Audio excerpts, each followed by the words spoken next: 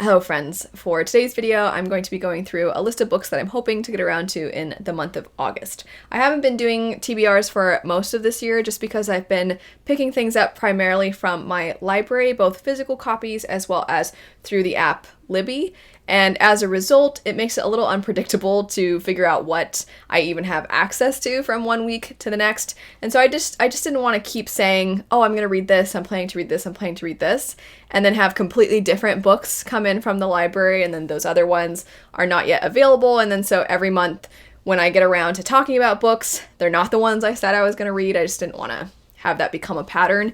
And I've been really enjoying using my libraries. So that is why I haven't really been doing TBRs, but I'm making an exception for August because at the end of August, and this is in part why I'm doing this TBR so early in the month of July, is that at the end of August I'm going to be hosting a read-along, and it will start at the end of August and go through September. And I wanted to make that known now so that if you'd like to participate, kind of tying this all full circle back with the idea of libraries, if you want to participate but you need some time to check things out from your library, whether that be digital or physical, then you have the time to do that. So I'm going to start with that read-along and the books for that, and that would be for the Shades of Magic Trilogy by V.E. Schwab, and this is in preparation for the Fragile Threads of Power that is coming out very soon. I'm so excited. So some details about the read-along. We are going to, when I say we, I mean me and the co-hosts, and that would be Kristen, Roger, Jesse, and Tori. I'll have all of their channels linked in the description bar down below. But we're all going to be reading these books, and the plan is to each host a sprint at some point on our various different channels. Anytime anybody's hosting a sprint, I will share it over on my community tab so that you don't miss out, because we do want to kind of take turns and have them on each other's channels. And for each sprint, that will coordinate with each of the books. So the first book, the plan is to read it. I have the dates over here, so if you see me looking over there, that's what's going on. But between August 28th and September 3rd is when we will be reading the first book, and that is where we have Sprint A, I'm calling it. And then the second book in the original trilogy will be read between September 4th and September 10th, and that will have Sprint B at some point within that week. And then the third book, between September 11th and September 17th, Sprint C will take place at that time. And so at that point, we'll be done with the original trilogy. We will do a discussion video for that original trilogy, and the intention is for that chat to go up sometime between the 18th and the 24th. And then that leads us into the new release coming out, which the plan is to read that between the 26th of September and October 8th. There will be one more sprint within that time. And then after that, the week of October 9th through the 15th is when we will likely be doing the discussion video for Fragile Threads of Power. I will have these dates in the description bar in case it was a little difficult to keep track while I was saying them aloud. But that is the plan currently. Like I said, I'll have the co-hosts all linked. But we're all really, really, really excited. We're all so excited for this. And if you've never read the original Shades of Magic trilogy, now would be the perfect time to do so. You can join the hype train and join us in preparation for Threads of Power. So we're very, very excited. That's the one that I'm hosting. I am still continuing on with my Sanderson reading. So at that point, because like I said, I'm recording this pretty early in July. So the plan is for Oathbringer to be completed within August, and then for me to start Rhythm of War, but not necessarily finish it. So if you've wanted to keep going with the Sanderson read-along, that is the plan for that. I have the Elantris live show scheduled. It had to be rescheduled because we had some work that needed to be done on our house, and it happened to end up on the day that we were supposed to do our Elantris live show, but I had to reschedule it, and in order to make sure everybody could still participate, it did have to go at the end of July. So we will still get our Elantris live show, we'll have the Secret Project 3 live show, and then we will keep going with Store My Archive as well as Warbreaker. So Warbreaker will be the next Sanderson book that's not Store My Archive that we pick up after Secret Project 3 and the Elantris stories. So Warbreaker is another one that I'm planning to pick up within the month of August, and I'm really excited because Warbreaker is a lot of fun, so I can't wait to dive back into that one. I'm a little hesitant, a little nervous about Oathbringer because the first time around, it was my least favorite in the Stormlight Archive, but I'm hoping that I feel differently and that I end up really liking it. Because rereading Sanderson books, you do kind of, at least for me, I shouldn't say it so broadly, but for me, my feelings kind of change a little bit upon reread. So I'm hoping they change for the best in the case of Oathbringer. And then my friend Jessie May, another Jessie, and I will likely be discussing the book The Pariah. So we're hoping to buddy read this and then over on her channel do a video for it. I believe this is technically part of her patron book club.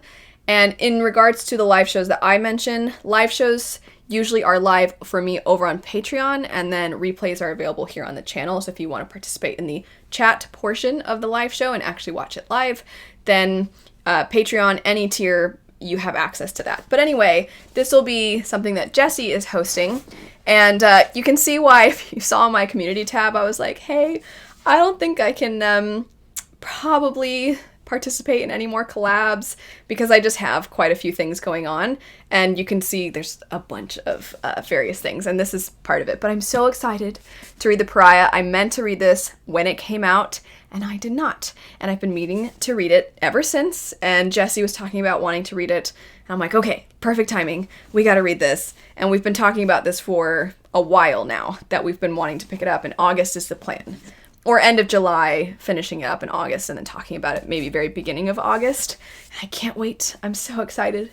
I'm so excited. And then I do at some point want to go back and read Bloodsong again and then finish that trilogy. So maybe reading The Pariah will kind of give me the momentum I need for that. For the rest of what I'm hoping to pick up that month, because those are the main staples of the month, we have my first China Meowville, The City in the City, and this was kind of like a buddy read pick between my husband and myself. So I read Pure Nessie and Kindred this year with Sean. He and I don't necessarily have the same interest in reading. We both love to read, but we tend to read very different things. So we thought it'd be fun this year to go through books that I have, books that he has, and see which ones of each other's that we were interested in, and then maybe we could buddy read them. He's read China Meowville before, and he really, really likes it, and I have not. So I'm very excited to give it a try. And then I've been saying since basically the beginning of the year, since reading the Arrows trilogy by Mercedes Lackey, that I wanted to pick up more, and I would very much like August to be the month that I pick up more Mercedes Lackey. If I can, maybe I'll start this next series in July and try to continue it in August, we'll see. But my friend Sophia from Sophia's Thoughts ended up really liking it, and so that gives me really high hopes. I really hope that I end up loving this next trilogy in Valdemar. After that, it's kind of all, again, up in the air depending on what I get in from the library and other such things. Perilous Times is one that I have the physical copy of. It's a new release from this year, and it sounds like it's a little bit cheeky and satirical, but is talking about the climate. And it's supposed to be like a weird King Arthur and the Knights of the Round Table are supposed to try to solve the world's problems in modern times, and they don't know what they're doing. And I guess it has a lot of really good humor. I think I've seen some people compare the humor to Pratchett, but speaking of Pratchett, I'm hoping to also maybe pick up Discworld, because I have such really massive books to get through that the other ones are, you're probably noticing, kind of shorter. And I know Discworld books aren't super long, and they seem so fun. And I said, before this year even started, I said, the end of last year, I think, in a video I did about what I wanted to read this year, I mentioned wanting to start Discworld. And so if Perilous Times has been compared to Pratchett, then I think it would be kind of interesting to read the two around the same time. So hoping to start that, fingers crossed. After that, we have a couple of newer releases. One of them is not a new release for the month of August, but rather something that came out recently, and I've been waiting for the audiobook from my library using the app Libby, and it says I'm next in line, and I just have a couple of weeks until I'll likely get it in, and that would be Combat Codes. I'm really, really excited for this one. I have heard really good things. It sounded really exciting and interesting, even just from the synopsis, but it's one that I've been wanting to get around to, and it's kind of a higher priority new release for me. We also have Thornhedge by T. Kingfisher. This one I plan to probably just go out and buy because it's T. Kingfisher, and I just always have a good time with her works. There's nothing I've read that I've disliked. There are some that I like more than others, of course, but with this one in particular, it just sounds so good, and I have my fingers crossed that it's going to be kind of like Nettle and Bone, because it feels, from the synopsis anyway, like it's going to be another more adult grim fairy tale feeling. Sorry, Luna's grumbling in the corner if you heard that.